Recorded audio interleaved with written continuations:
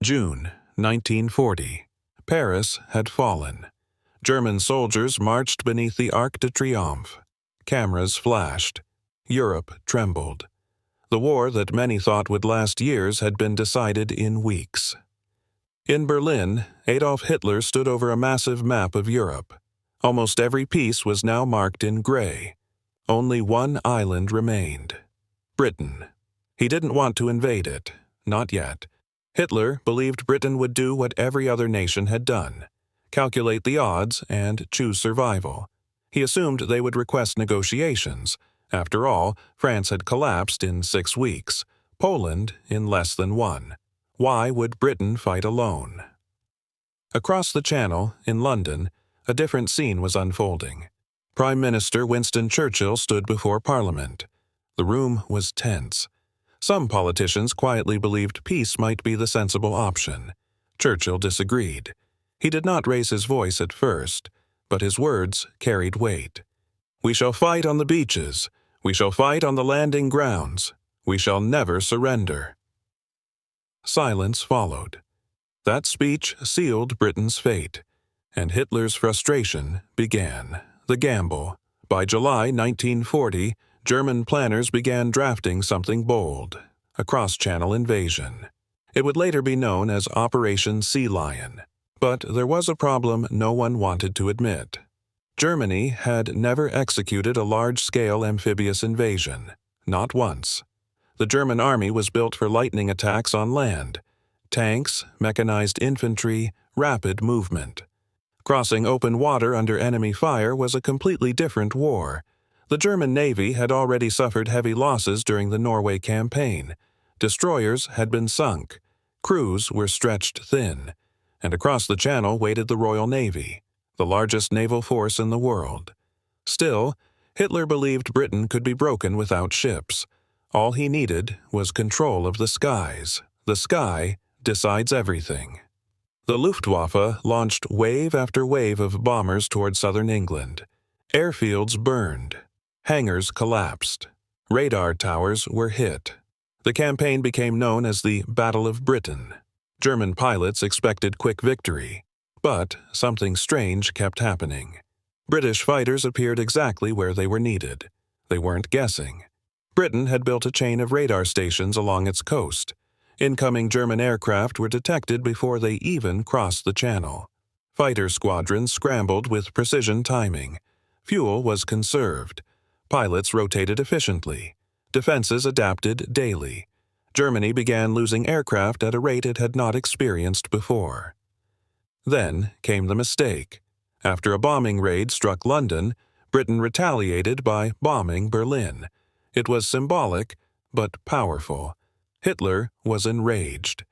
Instead of continuing to target RAF airfields, which were dangerously close to collapse, he ordered the bombing of cities. London became the focus. Night after night, the Blitz shook the capital. But something unexpected happened. The RAAF survived. Airfields repaired. Pilots regrouped. Radar remained operational. Germany had shifted focus at the worst possible moment. And quietly, without announcement, Operation Sea Lion began to look impossible. September 1940. On paper, Operation Sea Lion looked bold. In reality, it looked fragile. Along the French and Belgian coasts, something unusual began to gather in the ports. Not warships, not armored transports. River barges. Hundreds of them. They had been pulled from inland canals. Flat-bottomed cargo barges designed for calm rivers, not open sea. Engineers hurriedly reinforced them with steel plating. Ramps were welded on. Wooden decks were strengthened to carry artillery and horses. But they were still river barges. And the English Channel is not a river. German naval officers knew it. Many of them quietly admitted it. If even moderate waves hit those vessels sideways, they would drift, collide, or capsize. Most of them could not maneuver independently. They required tugboats. If a tug was destroyed, several barges could be stranded instantly, and they would be crossing at night. Under fire, the Royal Navy. Waiting in the dark, Across the water, Britain did not panic. The Royal Navy was still the largest fleet on Earth. Even if the Luftwaffe controlled the skies for a few hours, British destroyers and cruisers could surge into the Channel overnight. They could reach the invasion zone before Germany could land a second wave. German commanders ran simulations. The results were grim. In many projections, the first wave might land, barely.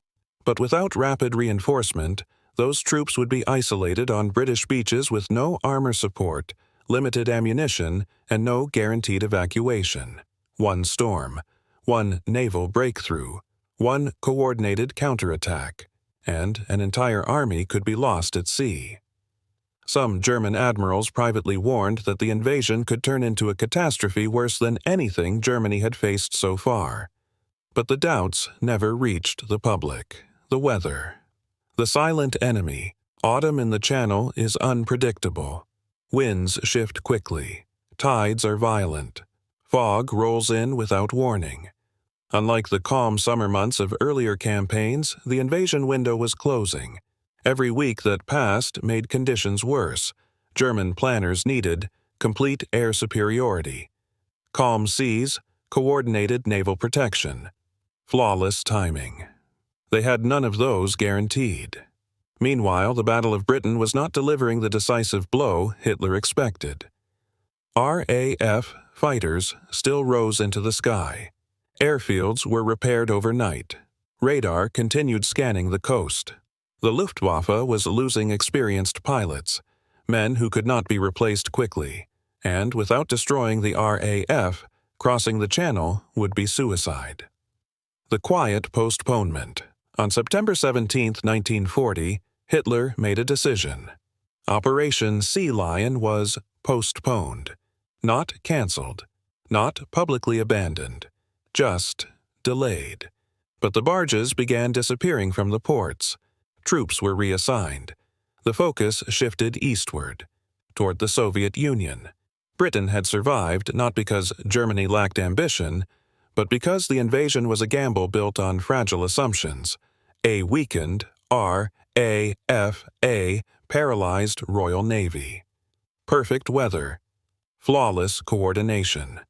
None of those conditions truly existed, and Hitler knew it. Autumn 1940. The barges still floated in occupied ports. The invasion maps were still pinned to walls. But inside the German High Command, the tone had changed. Operation Sea Lion had not been defeated by a battle. It had been defeated by doubt. Hitler paced inside his headquarters. Reports from the Battle of Britain were no longer optimistic. The Luftwaffe had failed to break the RAF. British radar remained intact. Fighter squadrons still rose from hidden airfields. The skies over southern England were not controlled, and without the sky, the sea was impossible. But something else had begun to dominate Hitler's thinking. The East. The obsession that replaced Britain. Hitler never truly saw Britain as his final enemy. In his long-term vision, the true confrontation was always with the Soviet Union. While barges waited in French harbors, German generals were quietly instructed to begin preliminary planning for an eastern campaign. It would later be known as Operation Barbarossa. This was no defensive maneuver. It was an enormous gamble, a continental war of annihilation. Resources were limited. Fuel was not endless. Aircraft production had ceilings. Germany could not launch two massive campaigns at once. The choice became unavoidable. Invade Britain, or invade the Soviet Union, not both. And in Hitler's mind, Britain could be dealt with later. The Soviet Union could not, the hidden fear. German naval officers had already warned. The Channel crossing could turn into disaster. Luftwaffe commanders admitted privately air superiority was not guaranteed. Even army generals feared that landing forces could be isolated and destroyed. Hitler did not publicly admit these weaknesses. Instead, he reframed the situation. Britain, he claimed, would eventually negotiate once Germany crushed the Soviet Union. Once the East collapsed, Britain would stand alone without hope of allies. It was a strategic gamble, layered on top of another gamble. But behind closed doors, one reality was clear. Operation Sea Lion no longer had momentum. The invasion window closed as autumn storms intensified. Rough seas made landing exercises nearly impossible. Troops lost focus. Equipment was reassigned eastward. And on September 17, 1940, Hitler indefinitely postponed the invasion. It was never resumed. The truth behind the failure. Germany did not invade Britain because the RAF survived. The Royal Navy remained dominant. The invasion fleet was fragile. The weather was unpredictable, and Hitler chose another war instead. It was not one single dramatic defeat.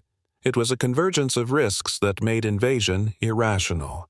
Britain survived not by miracle, but by endurance, technology, naval strength, and timing. And when Germany finally turned east in June 1941, the war expanded beyond anything Hitler could control. Operation Sea Lion faded into history, not as a battle lost, but as a gamble never taken. September 1940. The order is given. German barges begin moving at dusk. The sky is overcast. The channel is restless but not violent. Tugboats strain forward, dragging long chains of flat-bottomed barges behind them. Soldiers sit shoulder to shoulder in silence, helmets low, rifles tight in their hands. No one speaks. They know this is different. This is not Poland, not France, not a rapid armored breakthrough. This is water, open water, and once they reach the British coast, there will be no quick retreat. The first hours. The plan called for landings between Dover and Brighton. Paratroopers would descend inland to secure roads and bridges. The first wave of infantry would push forward quickly before British forces could fully mobilize. But the British were not blind. Radar stations along the coast detect unusual air activity. Coastal observers report movement on the horizon. Naval Command receives signals of mass departures from French ports. The Royal Navy begins to move. Destroyers stationed at Portsmouth and Dover are ordered to intercept. Even without complete air superiority, British commanders are willing to take losses. Because if they destroy the invasion fleet before reinforcements arrive, the entire German force could be trapped. The sea turns, hostile. The channel does not remain calm. Mid-crossing, winds begin to rise. Barges drift off formation. Some collide. Several take on water. Artillery pieces shift dangerously. Horses panic in confined holds. Soldiers struggle to maintain balance as waves slam into thin metal hulls never designed for combat transport. Above them, the Luftwaffe attempts to provide cover. But RAF squadrons rise to meet them. The sky becomes chaotic. Fighters twist through clouds. Bombers release payloads. Anti-aircraft fire streaks upward. If even a handful of British destroyers break through that aerial shield and reach the barges, the consequences would be catastrophic. One torpedo into a tightly packed barge chain could destroy dozens of vessels at once. German planners knew this. They calculated acceptable losses. But no calculation can control weather, timing, and human reaction in real battle conditions. The British Counterstroke. If the first wave landed successfully, it would still face a hardened defense. Britain had prepared. Coastal defenses were reinforced. Concrete pillboxes overlooked beaches. Barbed wire lined possible landing zones. Mobile reserves waited inland. Churchill had ordered resistance at all costs. Unlike continental Europe, there would be no rapid collapse of government. No quick armistice negotiations. Every mile inland would require supply lines across a narrow, hostile sea. And supply lines are fragile. Fuel, ammunition, food, reinforcements. Without steady naval protection, German troops on British soil could become isolated within days. An invasion is not just about landing, it is about sustaining. And sustaining across the Channel required control Germany never truly possessed. Operation Sea Lion was postponed for these reasons, because even if the landing succeeded, the survival of that landing was deeply uncertain. Late 1940. Operation Sea Lion is no longer discussed openly. The barges that once crowded French ports are quietly reassigned. Some return inland. Others are repurposed. The invasion maps are removed from briefing tables. But something more important changes. Germany begins to lose the initiative. The failure to break Britain is not dramatic. There is no surrender ceremony, no decisive battlefield collapse. Instead, it is a slow strategic shift. And it reshapes the entire war. Britain becomes an aircraft carrier. By surviving 1940, Britain transforms into something far more dangerous than Hitler anticipated. It becomes an unsinkable base. From British soil, the RAF continues bombing German industrial targets. The Royal Navy protects Atlantic supply routes. Intelligence networks expand across Europe. Resistance movements begin receiving coordination and support. Every month that Britain remains undefeated, Germany must allocate more resources westward. More aircraft, more coastal defenses, more naval patrols, resources that cannot be sent east. Hitler had hoped Britain would negotiate. Instead, Britain becomes a staging ground for future counterattacks. The American factor. Across the Atlantic, the United States is still officially neutral. But American factories are not neutral. Through the Lend-Lease program, supplies begin flowing to Britain. Aircraft, trucks, ammunition, industrial materials. Britain does not collapse economically. It adapts. If Operation Sea Lion had succeeded in 1940, the strategic balance of the war would have been completely different. Without Britain as a forward base, large-scale Allied operations in Western Europe would have been nearly impossible. But because Britain stands, time begins working against Germany. The decision that changed the war. In December 1940, Hitler issues Directive number 21. The focus is no longer west. It is east. Preparations accelerate for Operation Barbarossa. The gamble becomes enormous. Germany will now fight. Britain in the west, the Soviet Union in the east, and eventually the United States. A two-front war. The exact scenario German strategists had always feared.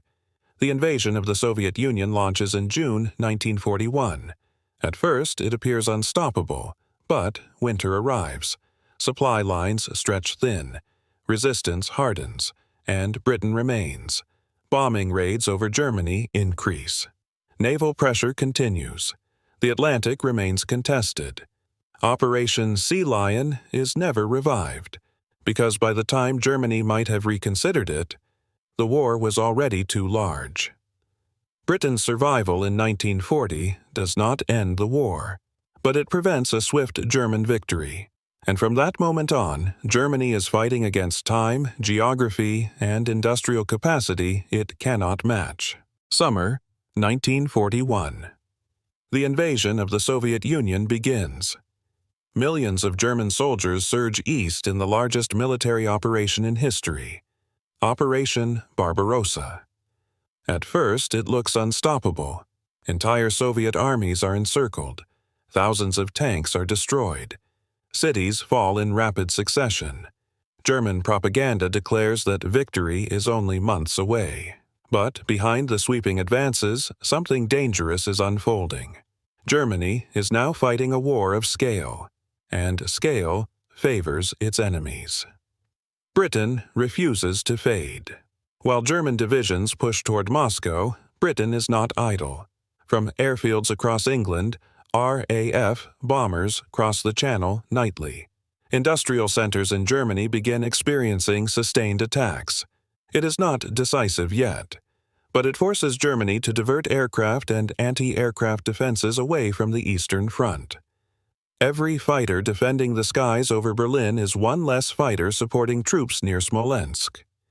The Western Front never disappeared. It just changed shape. The Atlantic struggle. The Battle of the Atlantic intensifies. German U-boats attempt to starve Britain by sinking supply convoys. For a time, they succeed. Tonnage losses are severe, but Britain adapts. Convoy systems improve. Escort ships increase.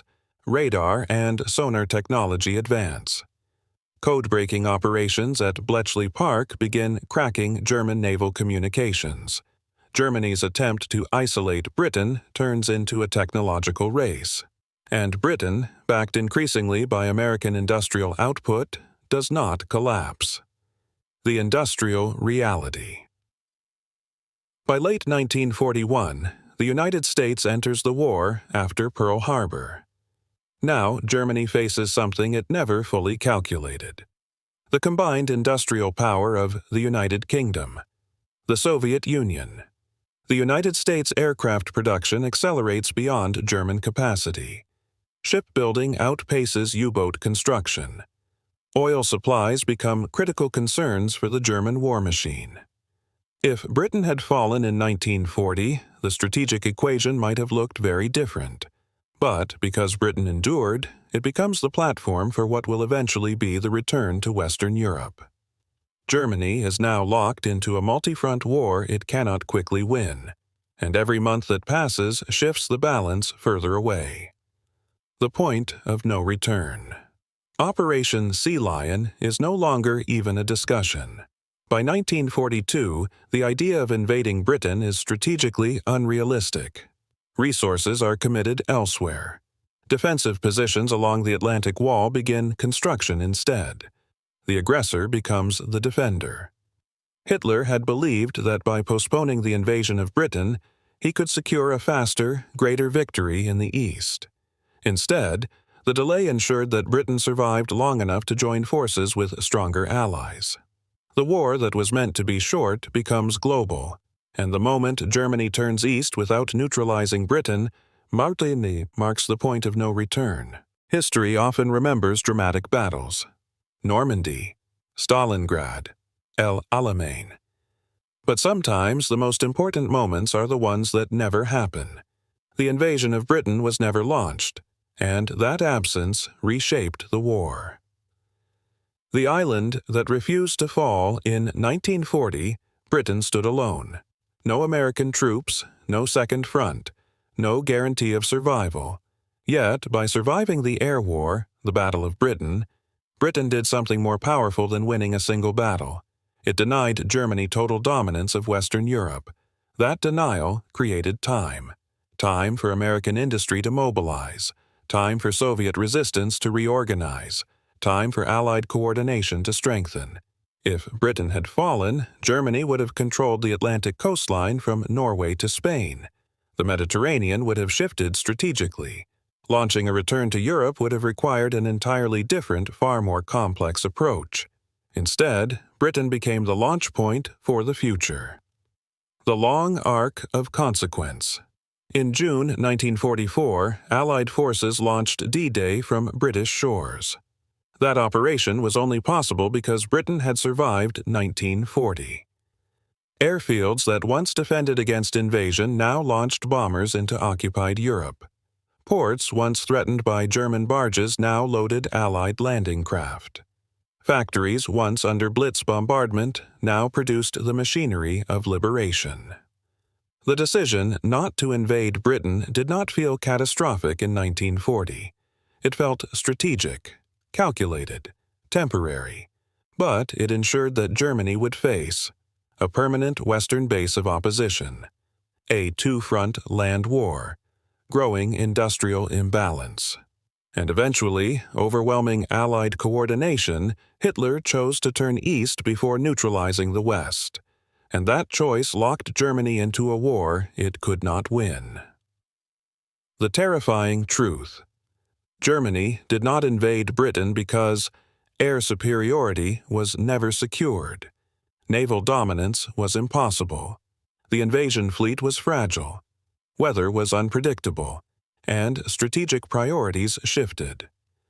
But the deeper truth is this: the failure to invade Britain forced Germany into a prolonged global conflict, and prolonged wars favor industrial powers with secure bases. Britain became that base. Operation Sea Lion was never executed, yet its cancellation may have been one of the most consequential decisions of the entire Second World War. Not because of what happened, but because of what did not, the island stood, and the war changed direction.